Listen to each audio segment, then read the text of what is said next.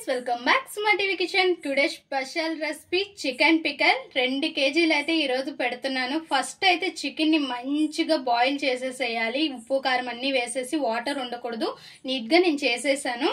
Already చేసేసిన తర్వాత ఇప్పుడు అల్లం వెల్లుల్లి పేస్ట్ అనేది 2 కేజీలకి ఇంత అనేది నేను పట్టేసుకున్నాను. కొలతలు అనేది తర్వాత చెప్తాను నేను ఇంకో వీడియోలో. ఇప్పుడు అర్జెంటుగా సో ఇంకా ఇలా చేసుకున్నాం కదా. ధనియాలు అండ్ ఆవాలు, మెంతులు, చెక్క, మొగ్గ అన్నీ కలిపి ఫ్రై చేసేసి ఇలా పౌడర్ చేసుకోవాలి. పక్కన ఉంచుకున్నాను. ఇప్పుడు ఇంకో స్టవ్ పైన ఇంకో బాండిల్ పెట్టుకొని అందులో మనం లీటర్ ఆయిల్ అయితే వేసుకోవాలి. పల్లి ఆయిల్ మాత్రమే వాడాలి, ఇంకే ఆయిల్ వాడకూడదు, లేదంటే చికెన్ పచ్చడి పోతుందన్నమాట. సో ఇంకా నేనైతే ఇక్కడ డెలివరీ ఇస్తున్నాను, మా లోకల్లోనే ఇస్తున్నాను.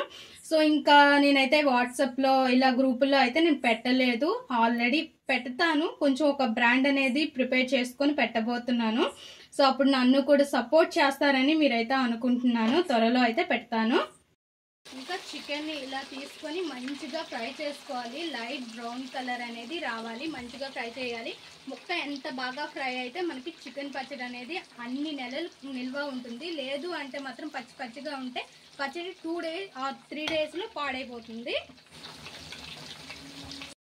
చూసారుగా ఫ్రెండ్స్, ఇలా మంచిగా ఫ్రై చేసుకోవాలి. ఫ్రై చేసి పక్కకు తీసేసేయాలి.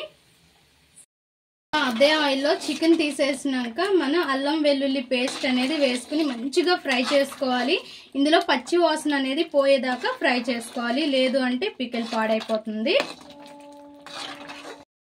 వెల్లుల్లి పేస్ట్ బాగా ఫ్రై అయిపోయింది ఫ్రెండ్స్. ఇంకా చికెన్ అనేది వేసేసుకోవాలి. చికెన్ వేసుకుని కొద్దిసేపు ఫ్రై చేసుకోవాలి. అల్లం వెల్లుల్లి పేస్ట్ అంతా కూడా చికెన్కి పట్టేలాగా.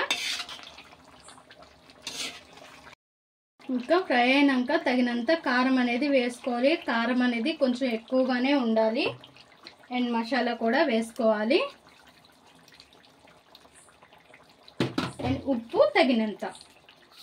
ఇంకా ఇవన్నీ బాగా మిక్స్ చేసుకున్న తర్వాత కలుపుకున్నాక మంచిగా చల్లారి పెట్టేయాలి. కంప్లీట్లీ చల్లారిపోవాలి. అప్పుడు మాత్రమే మనం నిమ్మరసం అనేది పిండుకోవాలి. మన 2 kgs చికెన్ పిక్కల్ అయితే రెడీ అయిపోయింది. ఇంకా బాగా చల్లారిపోయింది. లెమన్ జ్యూస్ కూడా పిండేసాను. పిండేటప్పుడు అయితే నేను మర్చిపోయాను చెప్పడము. లాస్ట్లో లెమన్ జ్యూస్ అనేది పిండేసుకోవాలి.